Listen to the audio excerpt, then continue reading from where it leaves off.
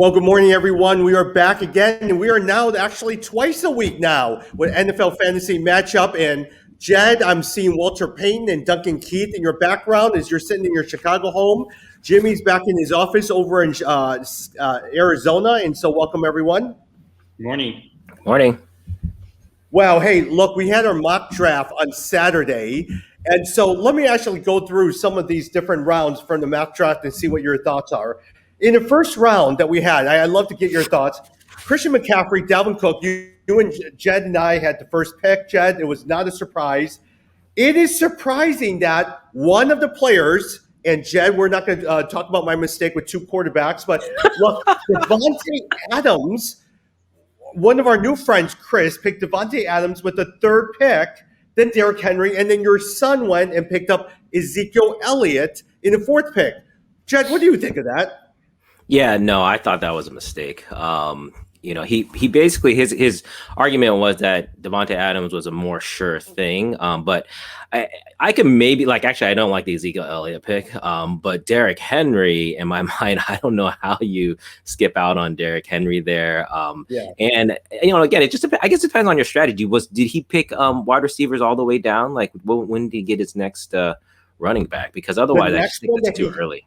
Which this individual did. Davante Adams, his second pick was Travis Kelce, and then Najee Harris was his third pick. Yeah, so he went kind of with the strategy you were talking about, Jimmy, where he's like going no running back, hitting it later. The problem, and here's why, for those of you who don't know why running backs are so valued, it's because when you look at the average points, the average amount of touches, it always, the running back, other than the quarterback position, running back is always the highest scoring position. And the difference between the first tier and the second tier is the biggest drop. So when you go from first tier to second tier for a wide receiver, the drop isn't as big. And so that's why you're not as worried about dropping down.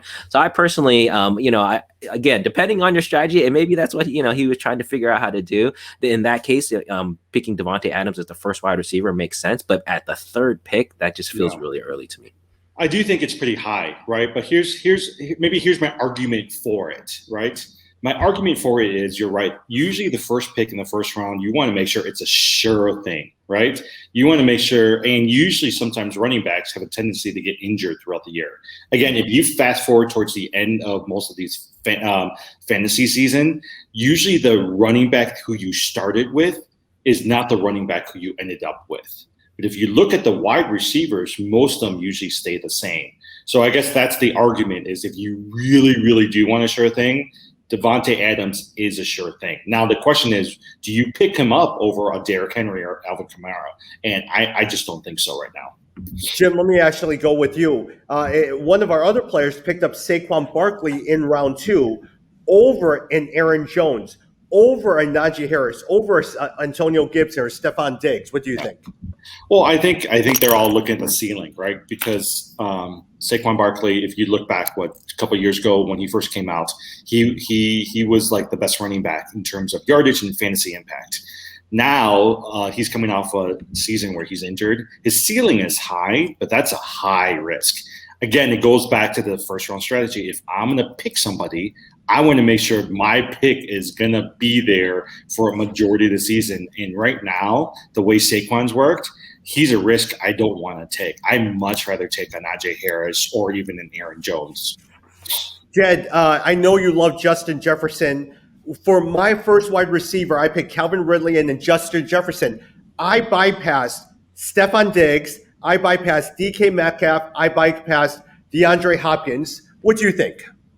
Yeah, that was a big one. I like it though. I mean, you got to sometimes swing for the fences. And, again, this is about, have we seen the ceiling of players versus players who we don't know the ceiling? And Justin Jefferson is on the essential. We haven't seen, at least we don't know yet, if we've seen the peak. And so I do kind of like that. The one argument I'd make is Stephon Diggs. I feel like we probably have seen his ceiling, but boy, it's a pretty high ceiling. Mm-hmm. So I think I might have picked Diggs over Justin Jefferson, but either way, you got two awesome wide receivers that really kind of locks in that position in your strategy for you. And Jed, wouldn't you say a lot of times it also depends on how much you love your player, let's say Justin Jefferson, because in the snake draft, by the time it goes and let's say you're the number 2 in the 10-team league, and it comes around, Jefferson will be gone. do you love him enough where you want to bypass all the other players too?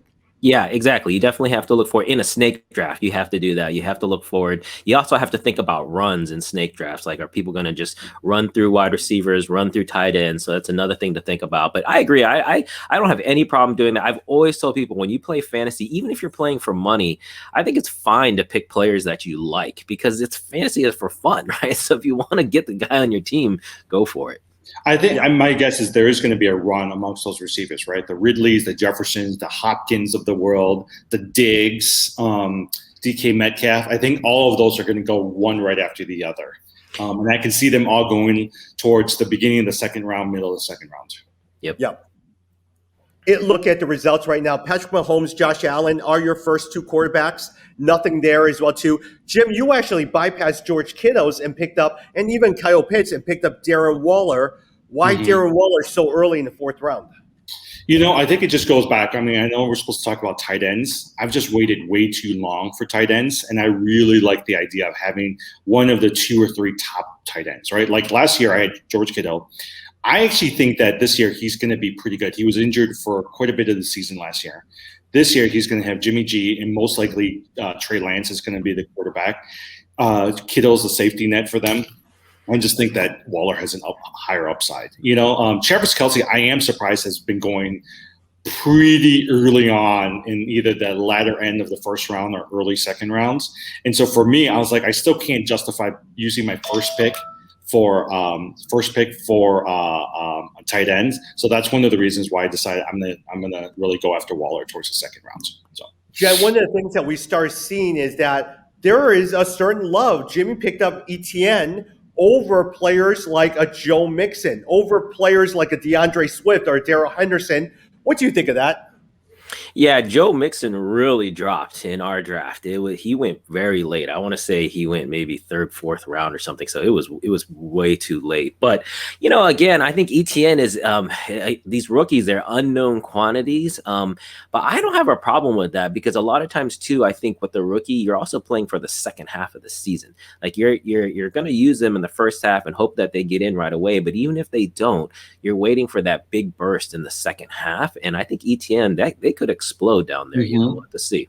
Yeah, I think ETN, Javonte Williams over in Denver, I actually think is a prime candidate for it. I always think that I think ESPN was talking about him the other day. He's going to be very similar to Cam Akers. Beginning, there's going to be him and Melvin Gordon are going to share running back duties. You're going to see him come on in week 13, 14. And if you pick him up, I actually think that he'll help you win your league. Hey, Jim, some of the players that were really, really high last year, I saw took a drop. I'm looking at it. Amari Cooper took a huge drop. Kenny Galladay took a huge drop. Adam Thielen, Miles Sanders took a huge drop. Thoughts on any of those? Kenny Galladay worries me. So does Amari Cooper. I mean, here's the thing with Amari Cooper, you don't even know who the quarterback is, right? Like they're saying that it's going to be Dak Prescott, but you're not entirely sure. There's a lot of worry coming out of Dallas. And so, and even then, CeeDee Lamb, and you've got, what's that other guy? Who's the other? Michael Gallup. Right? Michael Gallup there. With Kenny Galladay, I just don't trust Kenny Galladay. I don't trust Daniel Jones. So I'm going to bypass him. And with Miles Sanders, you know what? I don't know. Like, again, that's not the risk I'm ready to take. I'd much rather take a risk on ETN as well as Javonte Williams. Yeah, I think CeeDee Lamb went before Amari Cooper in our draft. Which I think is right. Like, I don't think that's wrong. I think, just like Calvin Ridley, up in Atlanta, I think CeeDee Lamb is the number one wide receiver in Dallas. And so that's who I would take. Yeah, I agree. Yeah. Hey, Adam Thielen, Jay, why do you think he dropped so much? I mean, for PPR, he has a pretty good possession.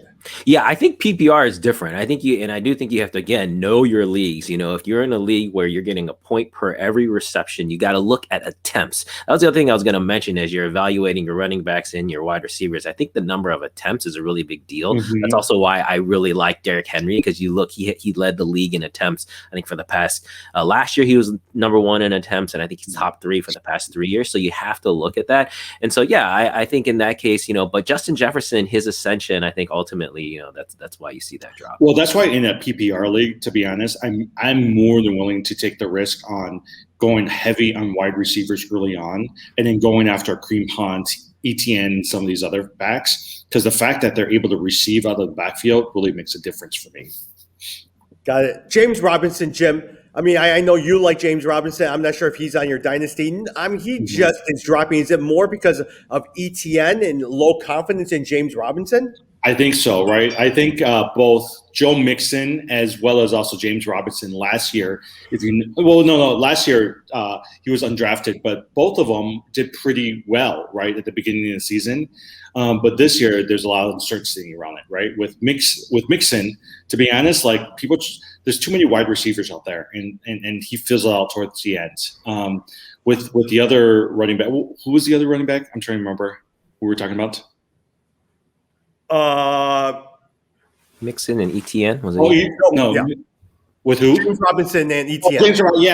ETN. James Robinson, like the best they can do is maybe share carries. And to be honest, I was like, unless ETN is out of the picture, I don't know if I really want to draft James Robinson that high, So.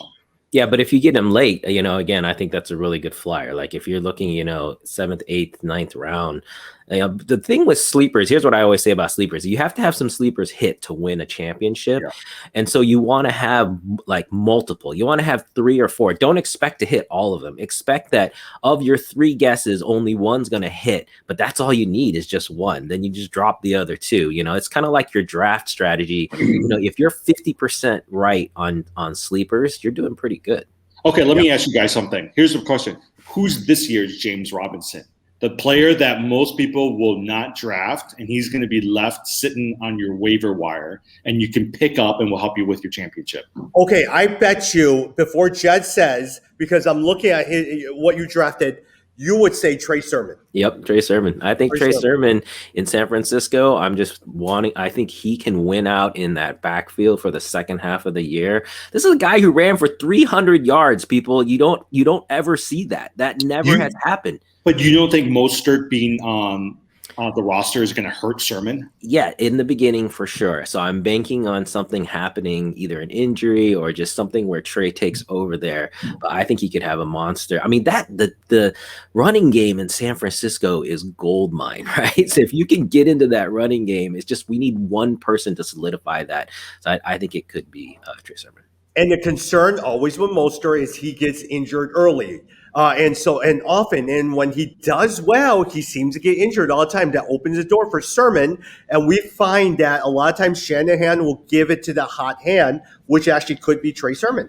Yeah, and if you know Shanahan's history, I think back to Clinton Portis way back when, man. Mm-hmm. Clinton Portis, I rode him to a championship his rookie year, and it's the same thing. Once he gets that guy going, he'll stick with them. Yeah.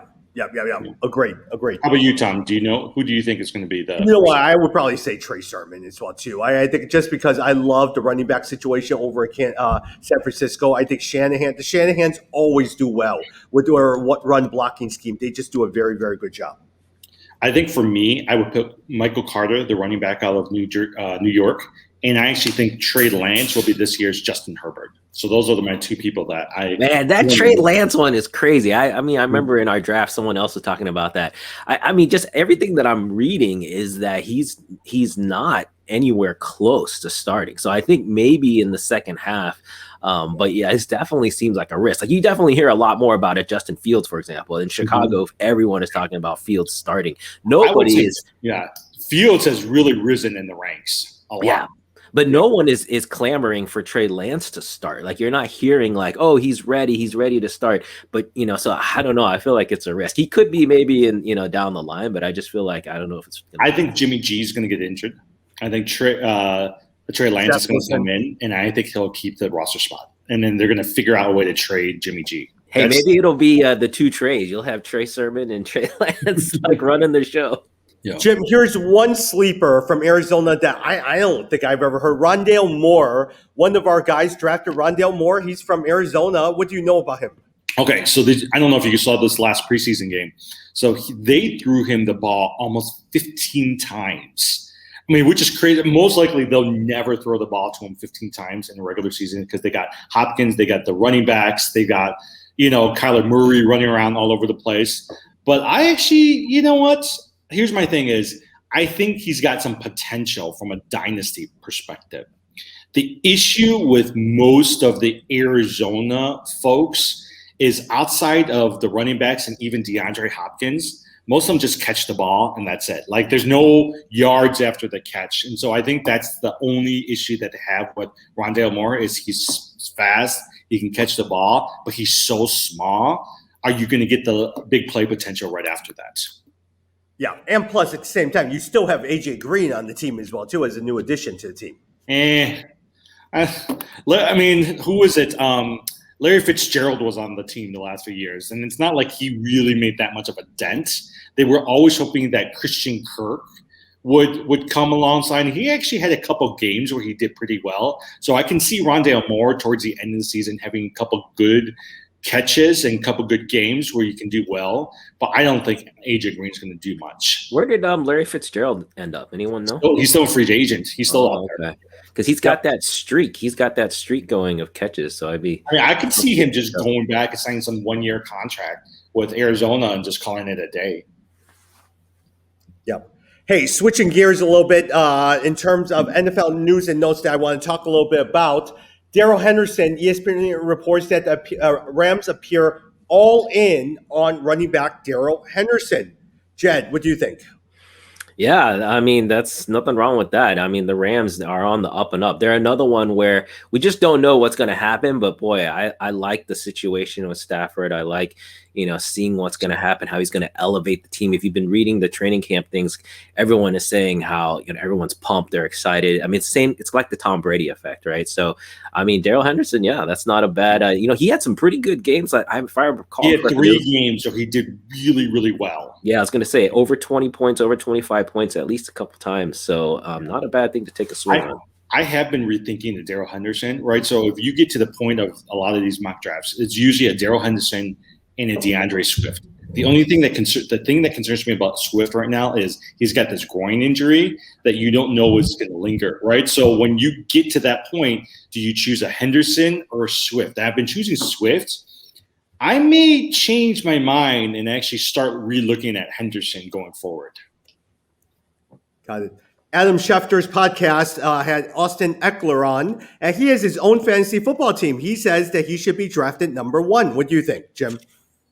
I mean, I think, like he said, he's going to be playing the Alvin Kamara role. So if you trust that and you trust how Alvin Kamara has done well in some of these offenses that New Orleans has run, hey, I don't think he'll go 1, but I actually think that he's worthy of a top, first round, early second round consideration.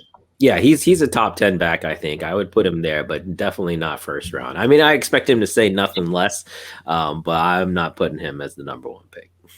When Adam Schefter, Jed, asked him who his sleeper was, he says, don't fall asleep on Jared Cook over in Los Angeles.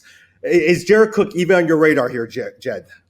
No, that's interesting. I mean, Cook back in his Tennessee days, right? He had some pretty good years, so that's an interesting one. I hadn't even thought of Jared Cook, but yeah, you got to figure that Stafford's going to have to look at his tight end. He's always had a good connection with this tight end, and so that could be. No, that's Justin Herbert. Justin Herbert's. Oh yeah. He's actually moved over to the Chargers. Yeah, he's to no the longer Chargers. with the Rams.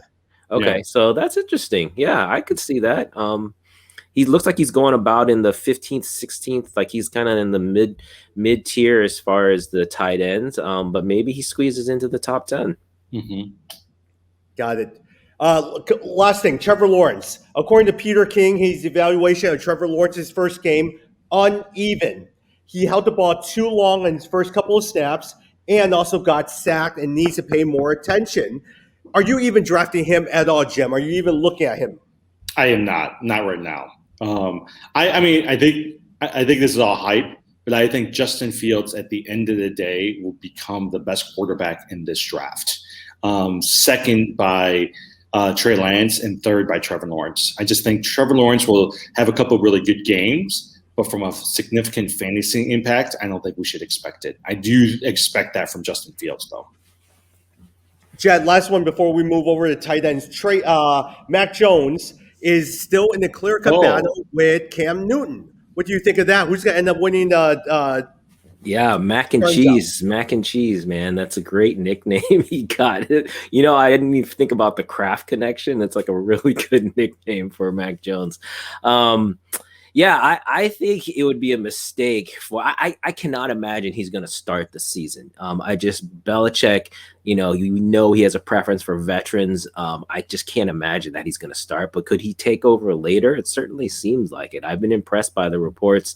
Again, feels like he's poised. You know, there's just something about these college players when you stick them in live action.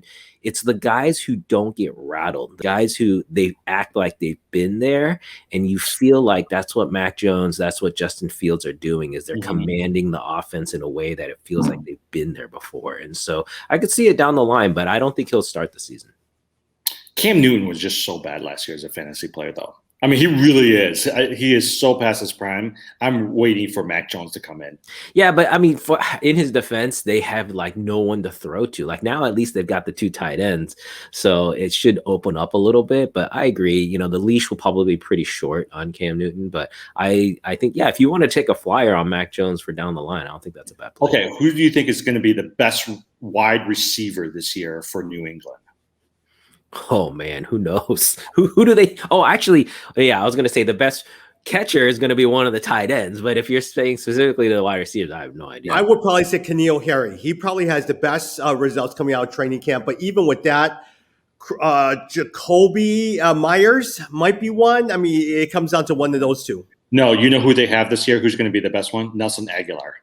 Oh, that's who they have. They signed him from Las Vegas. I bet. I mean, he'll have a Robbie Anderson type year. You know, he'll be your third wide receiver. But Nelson Aguilar, I actually think will have some sort of in a 12-team league.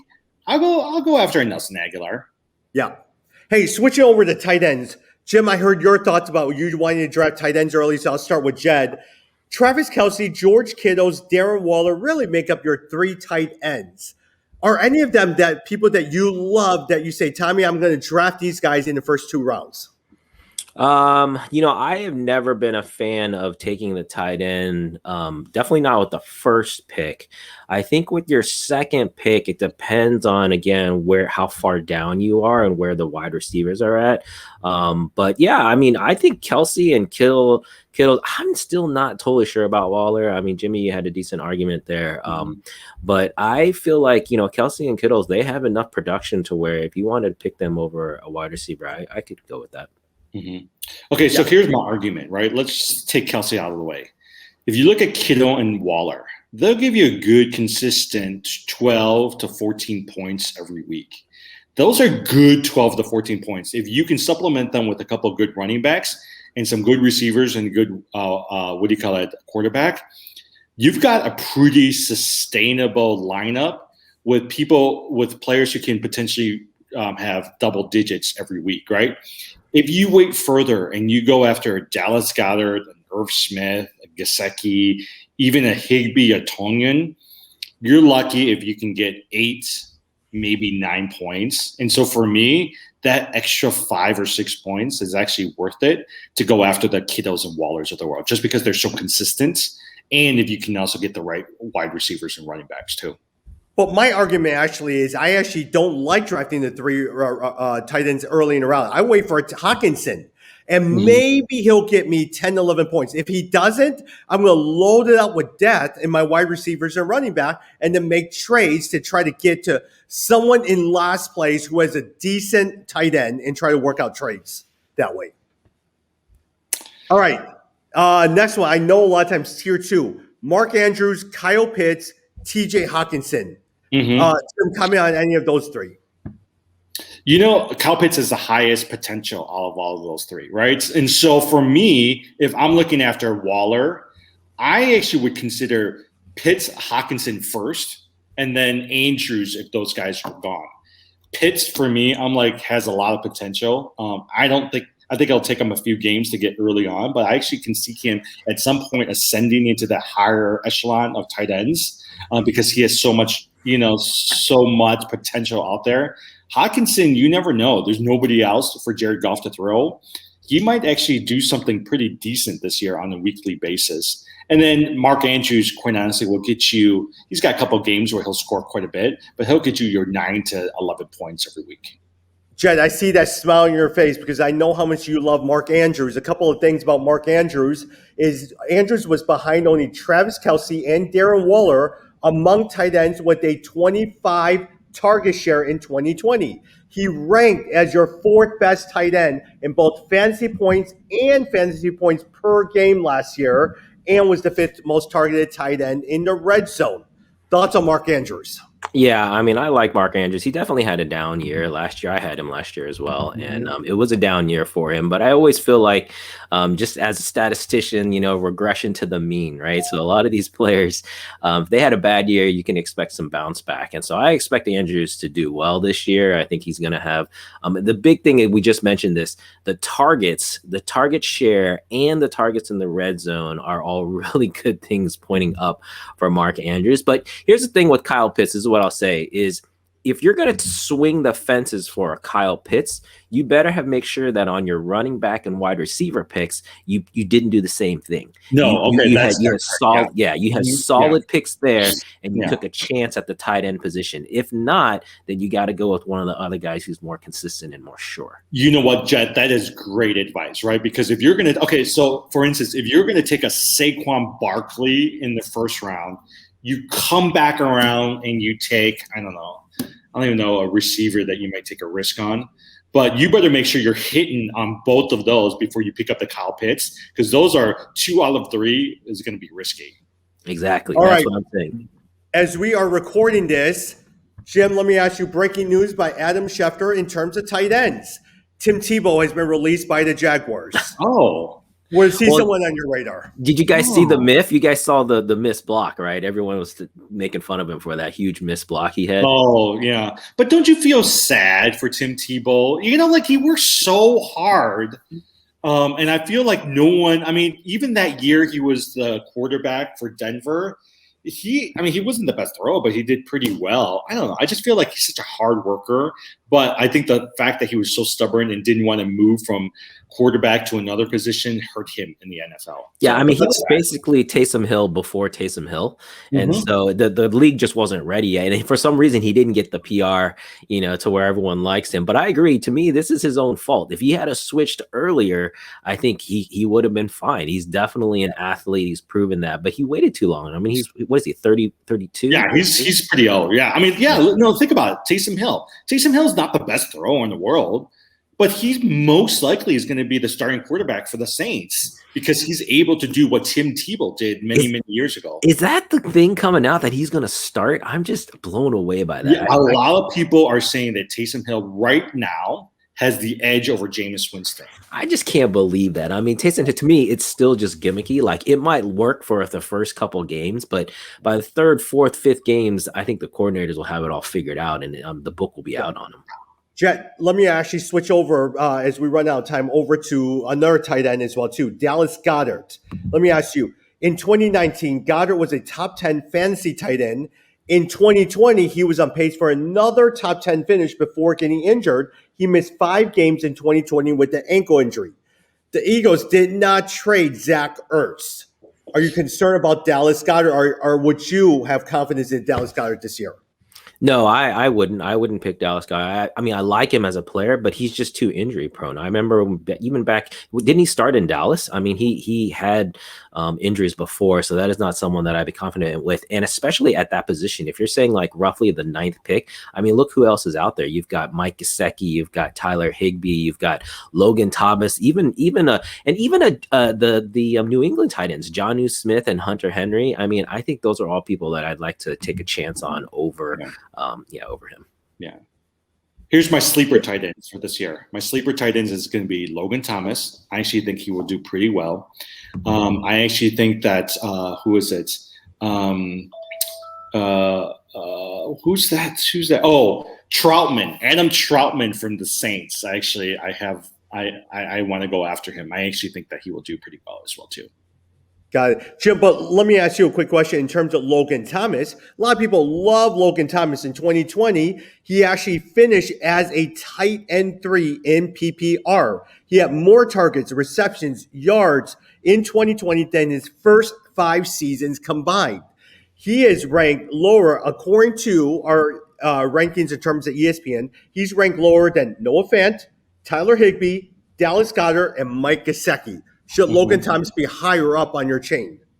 Yes, because of the Fitzpatrick effect. If you look at all the teams that Fitzpatrick has been on, they've produced some really, really good fantasy numbers. And I think Logan Thomas is going to be one of them that's going to benefit from Fitzpatrick.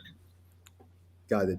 Hey, Jed, talking a little bit more, comment on this group as well, too. Some of the lower ranked tight ends, let's say, for instance, all the good tight ends you're loading up on running backs, you're loading up on tight ends. If you had a choice between these, who would you choose? Blake Jarwin, Rob Gronkowski, Evan Ingram, or Gerald Everett over in Seattle? Who do you like? Oh man, that's tough. Gerald Everett, Blake Jarwin, Rob Gronkowski, or Irv Smith. Evan Ingram. Or Evan Ingram. Yeah. I think I actually might go with Jarwin in Dallas. I think that's an interesting.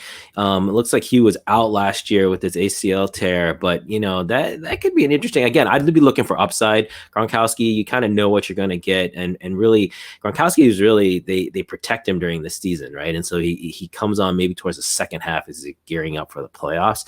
Evan Ingram, we've talked about the issues with the Giants. Actually maybe Ingram's not a bad flyer there too. He has production, and if you trust the quarterback situation is getting better, maybe that's not a bad one. But I actually, of those, I think I would go with Blake Jarwin. I don't know. Gerald Everett in Seattle, I think he's gonna be their number one tight end. I think just like they used what's his name a few years ago, the guy who's now on the Bears, the tight end. Cole Kmet. Yeah. No, not Kmet. I don't know, he used to be on the Packers. Anyways, he used to be on the Saints and the Bears. Jimmy Graham. Yeah, Jimmy Graham. I think Everett's going to get a lot of red zone targets. Now, there's a lot of mouths to feed in Seattle, but I mean, obviously the passing game there is phenomenal, and the fact that Russell Wilson has really seemed to be hyping the guy up, that suggests that that might not be a bad pick. Look, we know Chris Carson's going to get injured, and we know he's going to be out for a few games, and they're going to need a big player in the red zone, and that's where Everett's going to come in. Jim, you mentioned a sleeper in terms of Adam Troutman. He has a real chance to see a massive jump, especially with Michael Thomas's injury, and there's really no one besides in terms of Alvin Kamara. Do you like him enough where you would bypass the top tight ends and wait until the last couple rounds, because no one's probably going to pay attention to Troutman, and pick him up? How about this? I look at it as I go on the extremes. If I can't get one of the top 3 or 4 tight ends, so for me, it's Pitts, Waller, Kelsey, and what do you call it? Who's the top tight end? Kelsey or Kittle. I'm going to go after the Troutman. Because I think the upside of the Troutman for what you can get is pretty high. So I'm on the extremes of the tight ends. The one thing I'll say that's interesting, and I think that's the first time I saw it was last year, and I think will continue this year, is you can play 2 tight ends in your starting lineup. You never saw that before, where you might consider a second tight end in your flex spot, but now tight end, the production has risen so much to compete with wide receivers that you could actually start 2 tight ends. So knowing that, then I think if you, exactly like Jimmy said, if you pick a stud tight end first, and then you on the back end at the very last rounds, you pick one of these last guys to potentially be your second tight end spot, I think that's not a bad play. Hey, I probably would have said, if I'm looking at it, I would, if it was now, I picked Michael Troutman. I would probably either pick Zach Ertz, and I probably would go over to Jonnu Smith. And then from that point on, see how well they do. If they don't do well, I'm making a trade. I'm going to load it up all on running backs, wide receivers, avoid quarterbacks, avoid tight ends, all of that stuff, and then wait to the end for injury or something like that. Because by then I've loaded up on running backs and wide receivers. Mm-hmm. See, Tommy and I have different strategies because for me this year, my quarterback is always Kyler Murray because I want at least one of the top quarterbacks. He's going to wait for his quarterback and go after, I don't know, like whoever. He's going to hope that, or Carson Wentz. Yeah, he's going to go after one of those guys, right? And then for me, I also want a good tight end.